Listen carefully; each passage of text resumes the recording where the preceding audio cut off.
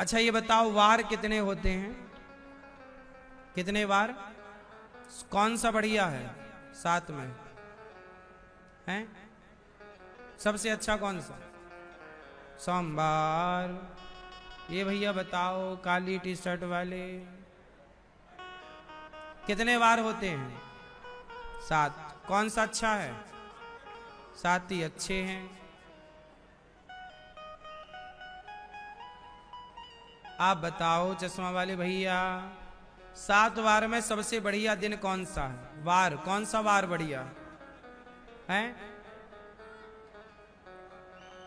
हैं?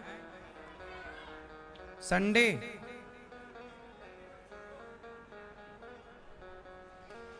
सात वार होते हैं, हाँ या ना? 8 वार होते हैं, उसे तो आपने छोड़ ही दिया।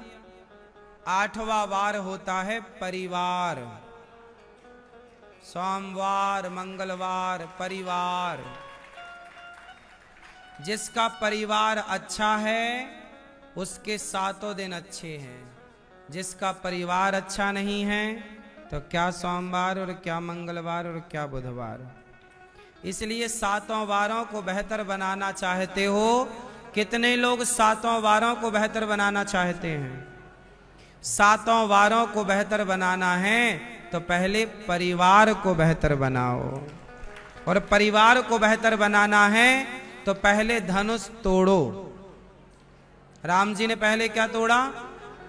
पहले अपने अभिमान को तोड़ो, अभिमान रूपी धनुष को तोड़ो, फिर विवाह करो। यदि आपके अंदर घमंड है तो रिश्ते ना चला पाओगे। रिश्तों में प्रेम चाहिए, अभिमान नहीं। रिश्तों में समर्पण चाहिए, रिश्तों में झुकाव चाहिए, लचीलापन। बोलो हाँ। यदि आपके अंदर लचीलापन नहीं है तो फिर आप रिश्ते चला ना पाओगे। अकड़ अकड़ में ही तो तलाक हो जाते हैं, रिश्ते टूट जाते हैं। हम नहीं झुकेंगे, हमने कोई गलती थोड़ी की है। कई बार गलती ना होने पर भी झुकना पड़ता है। ये बात सही है कि गलत है?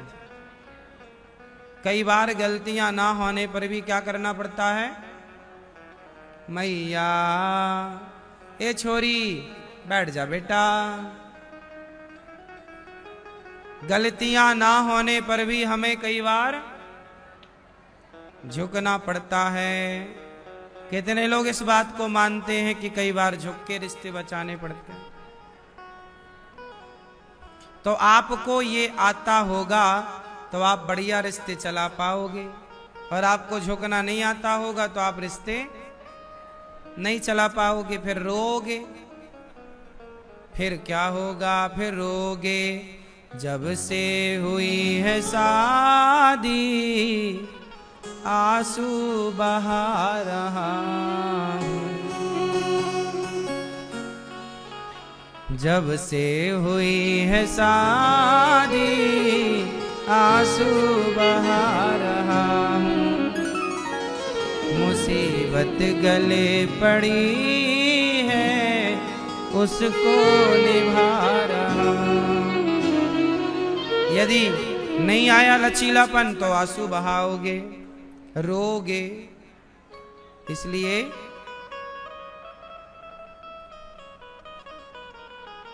क्या करना पड़ेगा आपको?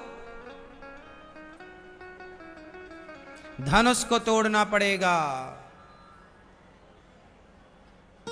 क्या तोड़ना पड़ेगा?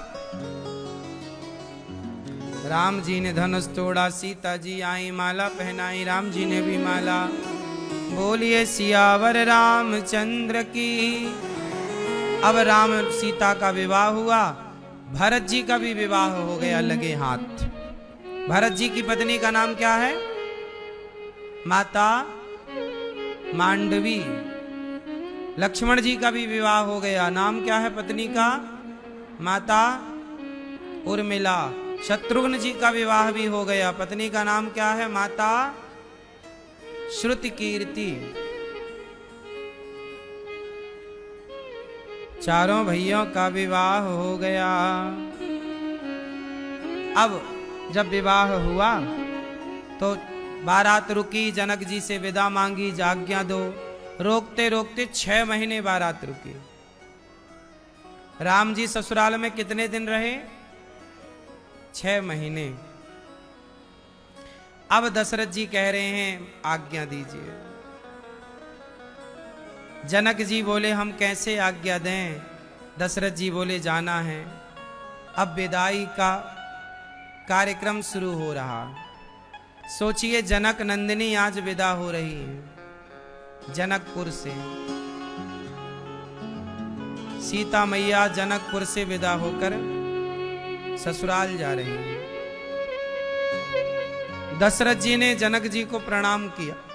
जनक जी ने कहा आप हमें क्यों प्रणाम कर रहे हैं? हम तो लड़की के पिता हैं, हम आपको प्रणाम करेंगे। समाज में कौन किसे प्रणाम करता है? लड़की का पिता के लड़के का पिता? लड़की का पिता लड़के के पिता को प्रणाम करता है।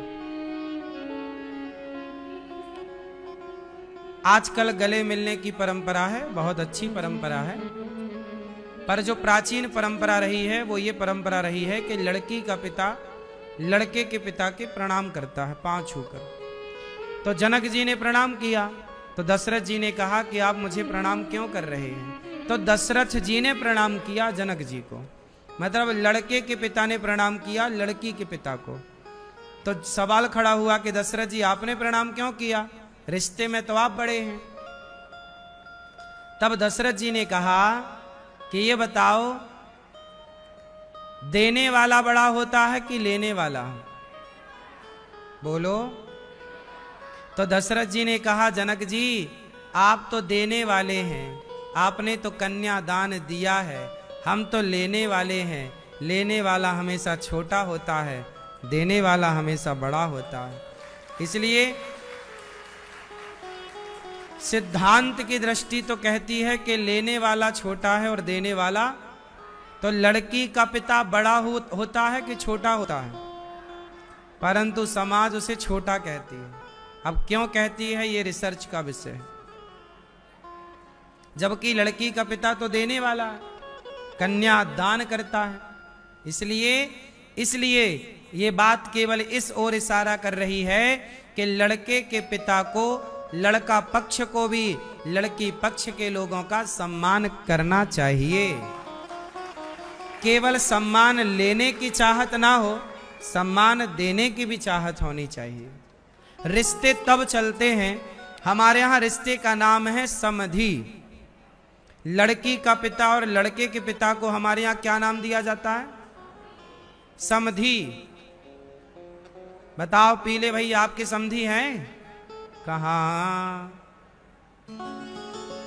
ये आपके समधि हैं? चलो बताओ समधि किसे कहते हैं? Who is समधि? समधि किसे कहते हैं? चलो बताओ, आप बताओ समधि जी, समधि कहते किसे हैं? आप हो ना समधि? अब बता दो फिर। इसलिए हमने आपसे पूछा क्योंकि आप हो।